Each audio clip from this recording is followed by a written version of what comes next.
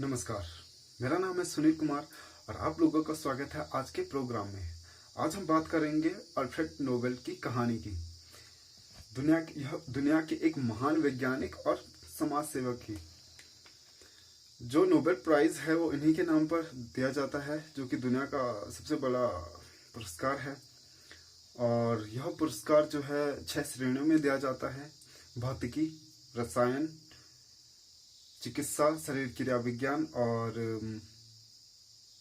अर्थशास्त्र या आर्थिक विज्ञान, साहित्य और शांति के क्षेत्र में ये पुरस्कार दिया जाता है। ये नोबेल पुरस्कार क्यों इतना महान है या इतना बड़ा है?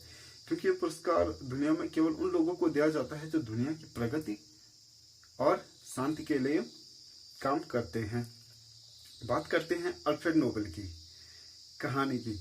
अल्फ्रेड नोबेल का जन्म जो है 21 अक्टूबर 1833 को स्वीडन के स्टॉकहोम शहर में हुआ था। इनके माता का नाम एंड्रियट और पिता का नाम एमेनुअल था। इनके पिताजी जो हैं पहाड़ों से पत्थर तोड़कर पुल बनाने का काम किया करते थे। 1842 में इनका पूरा परिवार रूस के सेंट पीटर्सबर्ग शहर चले गए और यहाँ पर वे रूसी सरकार के लिए गन पाउडर यानी कि बारूद निर्माण का काम करने लगे। अल्फ्रेड के लिए उनके पिता ने जो है प्राइवेट टीचर रखा था घर में, और 17 साल की उम्र तक जो है अल्फ्रेड ने 3 भाषाएं सीख ली थी: इंग्लिश, फ्रेंच और जर्मनी। साथ ही केमिस्ट्री यानी कि रसायन विज्ञान में भी ये काफ़ी पारंगत हासिल इन्होंने कर ली थी। 1850 में अल्फ्रेड अमेरिका पढ़ाई करने के लिए गए और जब उन्होंने अपनी पढ़ाई पूरी करी तब वे पेरिस आए अल्फ्रेड नोबेल, और वहाँ वे एस्केनियो सोब्रेरो से मिले। बात करें एस्केनियो सोब्रेरो की तो 3 साल पहले ही इन्होंने नाइट्रोग्लिसरीन का आविष्कार कर लिया था।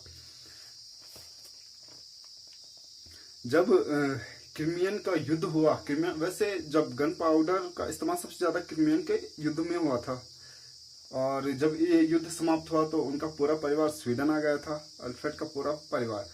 तो स्वीडन में रहकर ही उनके पिता, उनके भाई और खुद अल्फ्रेड जो है एक साथ काम करने लगे।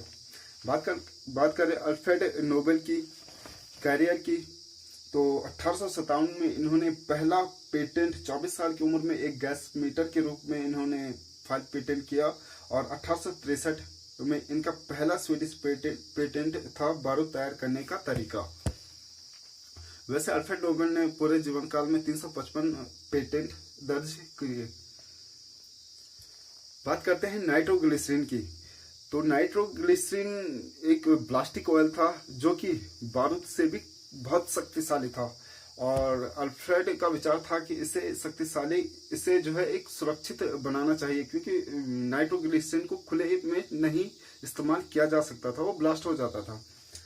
तो इसी पर नाइट्रोग्लिसरीन को ही सुरक्षित और आसान बनाने के लिए ये स्वीडन में अपनी लैब में काम करने लगे थे, और 3 सितंबर 1864 को नाइट्रोग्लिसरीन को सुरक्षित बनाने के दौरान ही एक शेड में विस्फोट हुआ, जिसकी वजह से अल्फ्रेड नोबेल का भाई एमिल की मृत्यु हो गई थी।